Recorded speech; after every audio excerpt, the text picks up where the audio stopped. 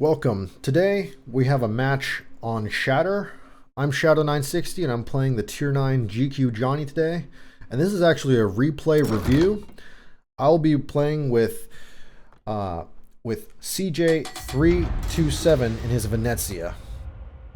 Welcome, Howdy. CJ. Well, thanks for having me. So as we This can, was a fun match. it is certainly interesting. So as we can see, we get the west flank, the west northern flank on Shatter. We've got a battleship Alsace with us, a heavy cruiser Houden Lu from the Dutch Navy. CJ is in a Venezia, and I'm in the destroyer, the GQ Johnny, which is essentially a more gun-focused Fletcher. On the enemy team, as a destroyer, my first thought is, what destroyers am I fighting, and if there's any radars. So the big radars on their team are the Worcester, which is 9 kilometers, and the Buffalo, which is a 10-kilometer radar. And starting off on the match, we're just going to go forward, not going to focus too much on the cap, and we're going to see what's out there. Get some intelligence for the team.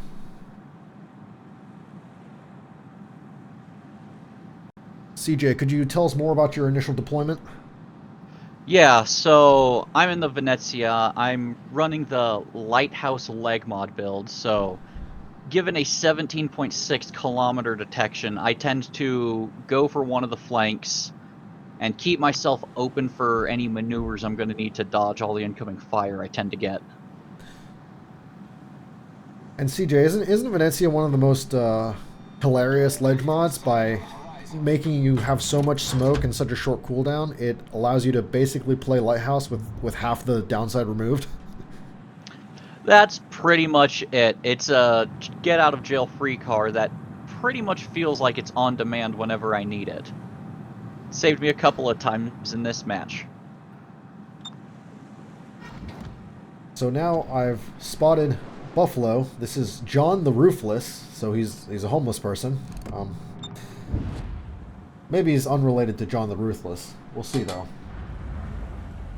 But right now, I see the Buffalo. I want to stay outside of his 10-kilometer radar. We spot a Kurfürst on the flank, and it looks like Johnny, or Shimakaze, or Delarna could be capping A. And for some background on Venezia, Venezia has very high velocity shells. They travel very quickly, and with the SAP ammo type that doesn't overpen, it's a very potent destroyer killer, which is why I'm trying to play close to the Venezia, so if I bump this DD, I instantly have a massive burst of firepower coming towards me, or supporting me. Concentrate fire on the designated target. Yo, what's going on, y'all? Welcome, Harm. You're in the middle of a replay review. This is completely unscripted, by the way. We're actually recording a video right now.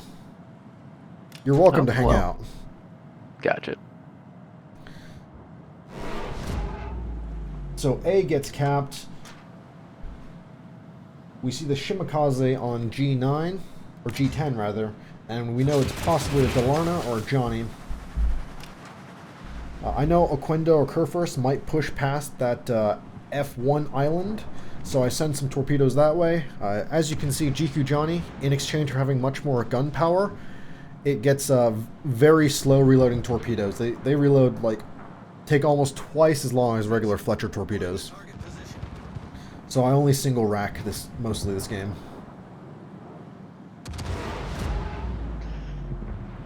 Yeah, the Johnny being a clone of Johnston that released, I think, last year in 2024. Or maybe it was early 2025. Came out to a lot of hype when it did. It has, not only does it have SAP, it has a burst fire mode, which has more DPM than its regular fire, so you pretty much always want to burst. We see a spread of 5 torpedoes, which doesn't actually tell us anything because every single enemy destroyer has quintuple racks. You see the Johnny get a burst into him.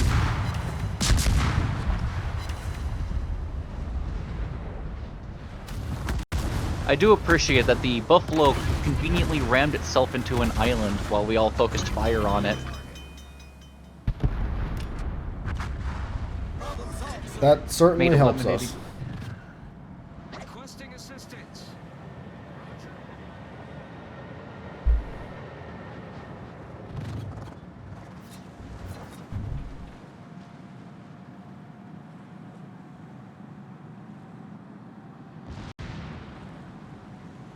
As we can see, we got CJ like just saying, "I got plenty of. I guess I do," and then, well, Yeah. we'll see what happens.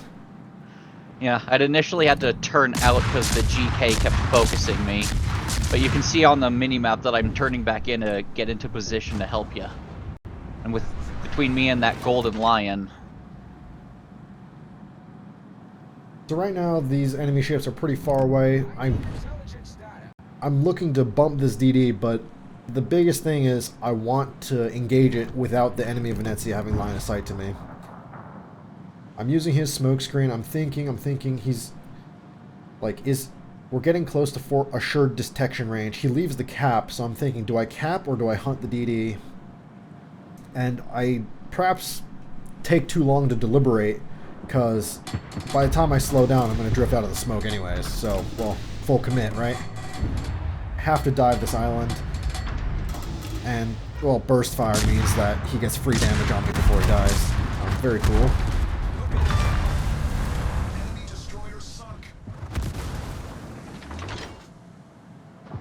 yeah, you took a bit to the face, but taking out that Johnny is absolutely a worthwhile goal. If he And with the didn't Venezia. die and I took that damage, that would just pretty much kill my game. Yeah, close trade, but still worked out for you in the end. So I'm just gonna pick up this cap and then eventually counter spot them. So CJ, could you explain more about your thoughts on your current positioning? Yeah, so currently I'm following along where I was, trying to get close enough to have helped you with the Johnny, although at this point he was well dead. And given that the enemy ships are all in a kiting or retreating position, I opted to just continue to push forward and see about assisting in B. Figuring that there's might be some enemy ships heading that way. That's a pretty good move, I think, because I think if we pick up B, I'm gonna finish up A. We're gonna be in a pretty good position point wise. We're even on ships. I think it's gonna really solidify our board position. If I move forward, get some torp threat and some spotting on these 3 enemy ships, we're gonna be in a good position, especially when we have a nearly full health all sauce pushing with us, and that is just a major threat to the Venezia and the Oquendo here. Yeah, they have to keep pushing out to not show any broadside to it, and it's just going to keep them running and pincer them between us. On the other side, the sea flank, we are going to see that our other DDs, our Kunming and our Gearing, are dead, which gives the enemy ships, enemy DDs, a lot more leeway when it comes to positioning. And really, the Des Moines is the only thing that's going to really threaten their positioning. So it's looking like the sea flank is going to have some trouble. Even right now, we can see that the sea flank, they're going to have trouble holding their ground. Yeah, the Des Moines radar is a potent threat, but with that being the only real spotting they have against the DDs, it's gonna be a tight call as to how well they can hold that side.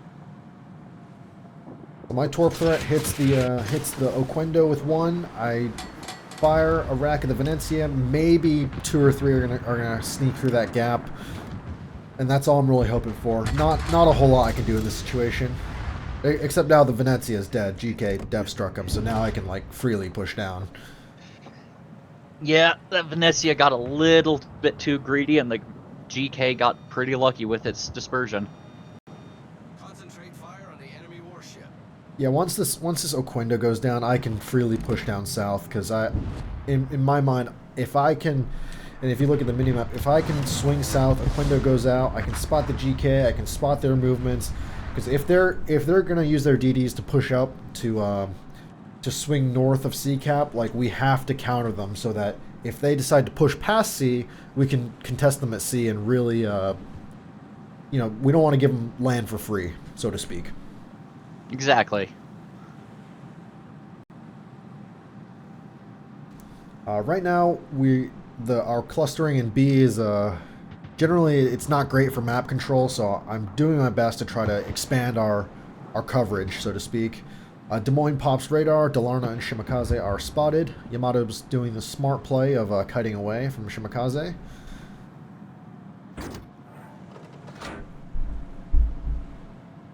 Yeah. You can see in chat I just comped the C flank on even being able to hold as well as they did. Mostly, again, thanks to that Des Moines. At this point, I had been kind of recognizing the threat of those DDs flanking, and I saw that Yamato up there all isolated, so my goal at this point is to get up there to the Yamato, provide some screening, and try and get him back in the fight without him losing too much health. At this point, Des Moines, you can see, just came out in front of the island, in front of 3 cruisers that could absolutely dev strike him. It could have been the Yoshino, but it was the defense that killed him.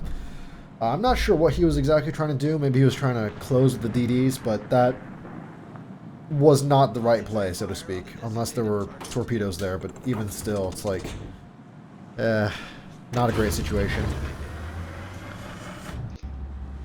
I'm trying to clear this island so I can get torp angles on the GK. And I see we got a friendly Kurfürst here. He's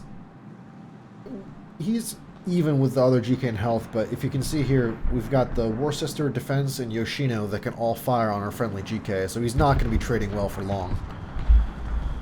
No, and you can see the Alsace is still just kind of sailing along behind you. Doesn't seem to be putting a whole lot of pressure on anybody from back there, unfortunately. So right now, our friendly GK, he's low. I use my...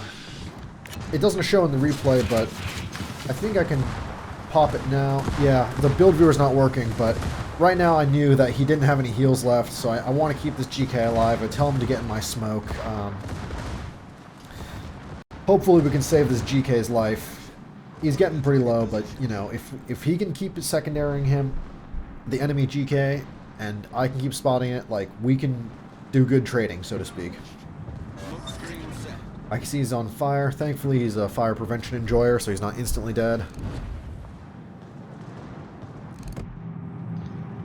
Yeah, while you're providing the smoke for the GK, you can see up in that top section of the map, I'm pulling right up to that Yamato, and I'm about to pop my exhaust smoke to get him into cover. Torpedoes, direct front. Torpedoes to port.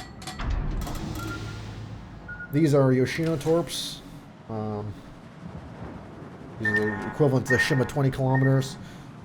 But our GK died from a tick of fire, but the enemy GK actually blind fired him before he died, so that's... I mean, I thought I could free secondary him, but the enemy GK blind fired him, so that's that.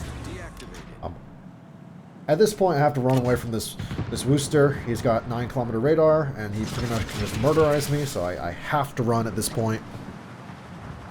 And at this point, I have to tell our team to stop pushing, because our Alsace is the healthiest battleship in our team. We have both caps. The enemy has to take the initiative to actually win, right? We just have to sit back, let them push into us, and take a favorable trade. But this Alsace decides that winning is not enough. He has to win harder. And then he keeps pushing into GK secondary range. And, well, that's... at this point, like, this match is, like, if Alsace stays alive, if instead of pushing past this island, he just...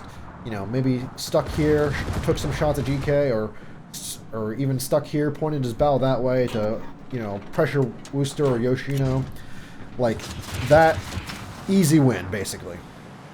We would put so much pressure on them. Our Venezia could repush. Our Yamato could, get into position for cross shots. Yamato could position here. Anything coming this way would get overmatched. If, maybe Takahashi, he doesn't have the health to to really fight these guys, but he could buddy up with the Yamato and literally just, you know, go right next to him as a Hydra screen so Yamato could take a more aggressive position. All of those are possible if our All-Sauce did not monkey push and just get himself killed for no good reason. Here I am, just, honestly, I was so baffled at the decision-making of our All-Sauce that I did not manage my ranging properly to the booster. He catches me in radar briefly, and luckily he doesn't land any shots. Any updates on your Venezia play? So yeah, I managed to get the Yamato around the corner. He kept firing while inside my smoke and getting himself detected, but luckily at this point, most of the enemy ships with actual firepower have moved south. So me and the Yamato were gonna go park just north of B and just try and hold that line there. Stop anything else from pushing and taking those caps. At this point, you can see in chat, I'm trolling this guy, this All-Sauce, by posting his stats, but before that, we can see in chat that, yeah, by the time our All-Sauce died, like, this is basically a loss. Like, I've kind of conceded defeat at this point. Like, I don't really see a way for us back into this game. And then, that happens. Yeah, Yamato smacked the Wooster. Glad I managed to get him into the position to do that, because that freed you up a little bit more. That was clutch. If you didn't help the Yamato get into that position, like, that Wooster would have kept me out of the game. I couldn't really do a whole lot from there with radar threat just constantly right there. And I'm on 896 HP. I'm like 2-shot to basically anything.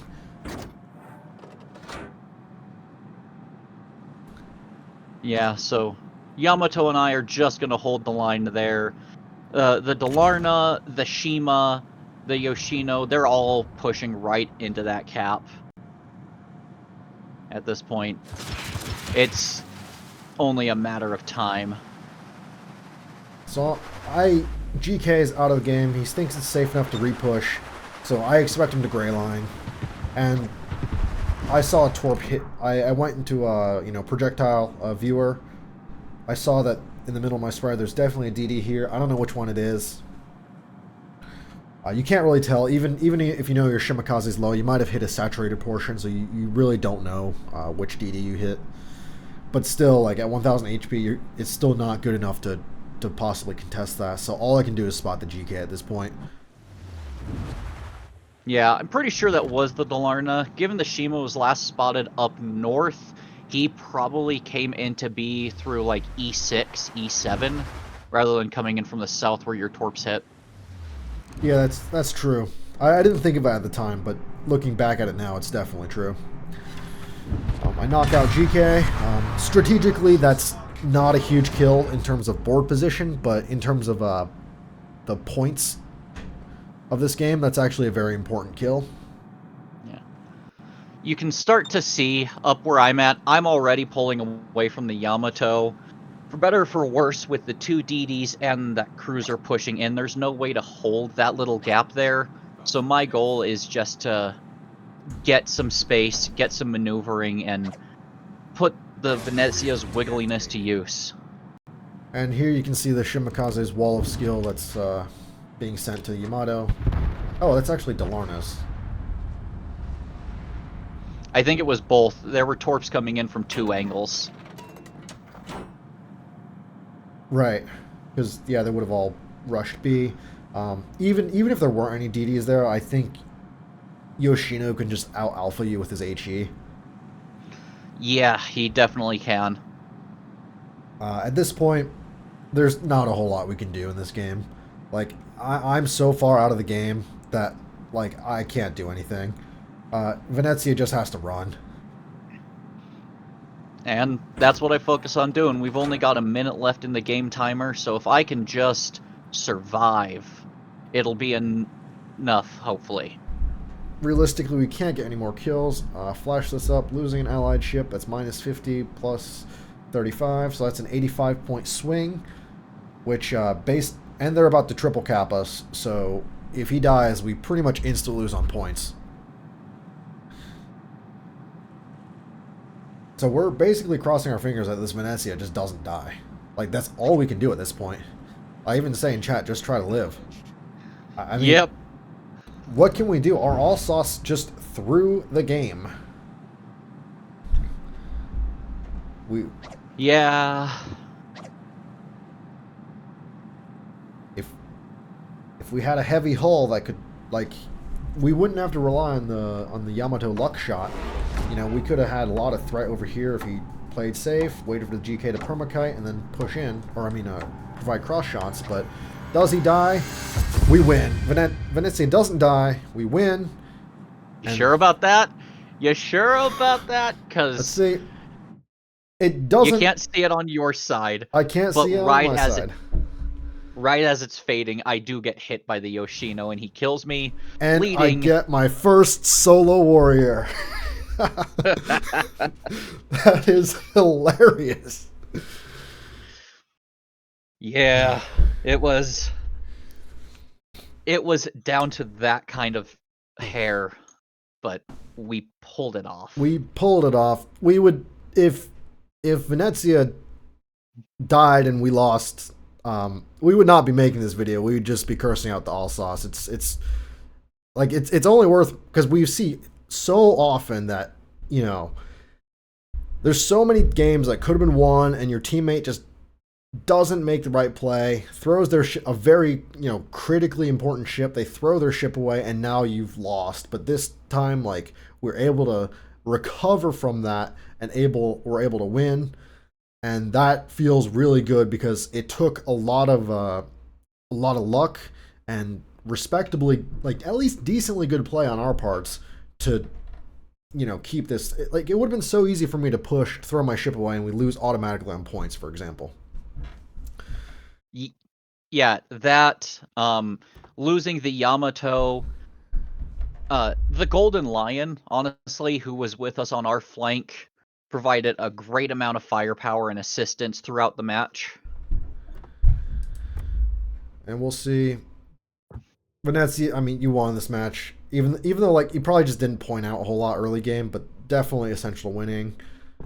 Spotting, I think spotting damage might have ticked me over. Yeah, 88k spotting, that counts a ton towards base XP. Killed the Johnny. Yep, I hit the Delarna, and I torped out the Kerr first. Solo Warrior is like one of the hardest achievements to get. It's just typically when you're 1v4, it's basically the game's already lost by that point. Plus, like, there's really no good way for the game to, like, you know, mathematically, from, like, a server perspective, determine when you just, because this is essentially the carry achievement. It's hard for them to actually, like, you know, measure that with stats, and so this is just a very rare achievement. But yeah, it was. I messaged you, CJ, the other Venezia player who made this all possible by not inting, and now we made this replay review because this game was just incredible enough to warrant it. So thank you again, CJ. Thank you, Shadow. This is much appreciated and a lot of fun. All right, I'll see y'all on YouTube.